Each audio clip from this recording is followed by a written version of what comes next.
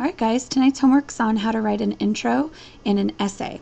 And after tonight's homework, you should be able to identify the three components of an intro and actually practice writing a 3-point topic sentence and an actual intro to an essay. All right, let's get started. Now, today we're doing something a little bit differently because I'm asking you to do your whisk on your own on a piece of notebook paper. I'm going to go ahead and check these tomorrow. I know last week I didn't really check, so I will check these tomorrow and see how we did. And if we find that we don't like doing it this way, then we can go back to the packets. But I would love it if we could try and do it on our own piece of paper and save the print copies, okay? All right, so in your own notes, on your own piece of notebook paper, I'd like for you to take some of these notes down on the three components of an intro paragraph. Go ahead and just make a simple T-chart, and we're going to talk about background sentences, topic sentence or thesis, and what a preview sentence is. So if you want to pause the video and just make a quick little T-chart like I have here on the screen, and then come back to me so you can fill in the rest. So a background sentence can basically be any kind of interesting, startling statement, surprising fact or statistic, a quote that applies to the topic. Maybe you might want to use dialogue to set the stage. This would maybe be used more in a personal narrative essay, probably not necessarily in an explanatory essay, but if it's done the right way, it could work. And then an anecdote, which is just a fancy word for a personal story. Again, both dialogue and the anecdote should be relevant to the topic. Okay, now the topic sentence in a paragraph is generally referred to as a thesis in an essay. So you can basically do any kind of topic sentence we've previously discussed, or we're going to go over a couple of more. Tonight we're just going to talk about the 3-point thesis, but there is another example as well that we might talk about at a later time. But any of the ones that we practiced 2 weeks ago for just a regular paragraph will work, like the number statement, situation stance. Occasionally use question is okay, but again, remember, not all teachers like that. And then today we're going to talk about the 3-point thesis. And then the last part of an intro is the preview sentence. Usually this is based on the big ideas of the essay, and you're listing them out in sentence form and creating a very compound, complex sentence, usually using quite a few commas and conjunctions. Or if you're not going to do a preview sentence like that, you can do an implied general term, and we're going to talk about what that really means in a little bit later in the video. If you need to pause the video to make sure you get all these down, go ahead and then come back. Okay, so I would like for you guys to practice a thesis that's called a 3-point thesis. So the formula is that you're going to do kind of a situation stance at the beginning, where you're going to list the topic and then state your opinion. And then notice that I did in the formula use a semicolon. So I'm asking you to use that. So this is a much more complex structured thesis statement. You're going to include the main idea number 1 and then use a comma. You're going to include main idea number 2 and a comma, and then you're going to use the conjunction and include main idea number 3. Now this is very formulaic, but I think if you do this, you're going to end up with a very compound, complex sentence, and it will look nice. It's very similar to the topic sentence that I was teaching you to do in our summary paragraphs. Okay, so let's practice this idea. So if I give you the prompt, what will be your future occupation? What job would you love to have in the future? That's your topic, and then your opinion is that you want to be a rock star. So you're going to do a situation stance where you're going to state the topic, and you're going to state your opinion or your stance. And then using the semicolon, you're going to explain that main idea number 1 is that you want to be famous. Main idea number 2 is that you want to make lots of money. And main idea 3 is that you love to play the guitar and write music. So I just want you to practice the formula up here in the box that you just wrote down and write all of that information out using that formula. We'll check it tomorrow in class to see how you did. The other thing I need to point out too is that if you do end up using this style of thesis, you're really going to have to add a couple of background information sentences or a really great hook, because this particular style of thesis takes the place of your preview sentence.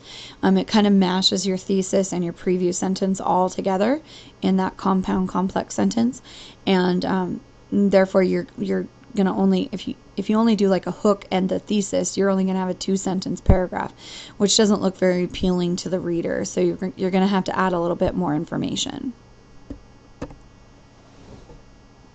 So let's go ahead and look at an example intro paragraph, and I'll kind of explain the pieces after I read it. So whenever a new president is sworn into office, he gives an inaugural address to the citizens of the United States. President John F. Kennedy's speech is still relevant to students today for several reasons. He discussed history, identified goals for his presidency, and challenged young Americans to get involved in serving our country. So this first sentence is the background sentence, giving some historical background about, what it's called when a president is sworn into office and has to give a speech. And then this next sentence here is actually the thesis, and it's just a basic number statement. President John F. Kennedy's speech is still relevant to students today for several reasons. The several reasons part is what makes it a number statement. And then this last piece here, he discussed history, identified goals for his presidency, challenged young Americans to get involved in serving our country, is that big preview sentence where it lists all the main ideas of the story or the essay. So they're going to talk about history in the first paragraph, the goals of the presidency in the second paragraph, and the challenge to the country in the third body paragraph. So that preview sentence is nice because it definitely tells the reader what to look for in your actual essay. Another option that you have when creating an intro is to possibly replace that preview sentence with the sneak peek sentence. This is what I was talking about at the very beginning of the video tonight. So this will be more of like a number sentence or a number statement like we've talked about before, that kind of implies or mysteriously hints at the number of main ideas you're going to talk about, or what the reader should watch for, and what you as the writer need to definitely address since you're hinting at them. So the topic sentence that was originally written isn't changed unless it's a three-point thesis statement, which is what we talked about just a little bit ago. So you should have written down all that stuff up above, by the way. You did have a pencil up there, so just to remind you. Down below, if you want to make a little chart with these lines, I'm going to show you a preview sentence, and then I'm going to show you how to change that into a sneak peek sentence. So if you could at least write down one of the above examples, you don't have to write down both, but pick one so that you understand the concept of how to change a preview sentence to a sneak peek. So let's pretend that this we're writing an essay about the national anthem. And in the previous sentence says, when we sing it, we are reminded of our history and take pride in our country. So we're really only going to talk about 2 items about singing the national anthem. And so the sneak peek would then be turned into, we are reminded of 2 things when we sing it. Because as you look at the previous sentence, there's only 2 main big ideas that you're going to talk about in your essay. Another option, limiting sun exposure, applying sunscreen, and wearing appropriate clothing are all of the basics of healthy skin. So there's 3 different main ideas there, and we would turn it into this sneak peek sentence. Following 3 common sense rules will keep skin healthy. So go ahead and please write down at least one of the preview sentences and how it was changed into a sneak peek, just so that you have a reference to go back to if I ask you to maybe try that out in an essay. All right, so let's go ahead and practice. What you're going to do is look at the following outline and write an intro paragraph based on the information that I've given you below. And the topic's going to be favorite holidays. And let's pretend that you are going to write an essay where the first main idea is Christmas and how you love the gifts that come from Christmas, the giving and receiving of those gifts. The second main idea is going to be Valentine's Day, that you love the holiday Valentine's Day. You like getting and giving and receiving cards. You love that chocolate is given out and flowers, and that roses mean love is a little supporting detail. And then your third and final holiday you're going to talk about is Halloween. The costumes, trick-or-treating, candy, pumpkins carved with faces, all that kind of stuff. So what I want you to do is pause the video right now and practice doing an introductory paragraph. So think about doing background, maybe a little bit of background information, however you want to do it.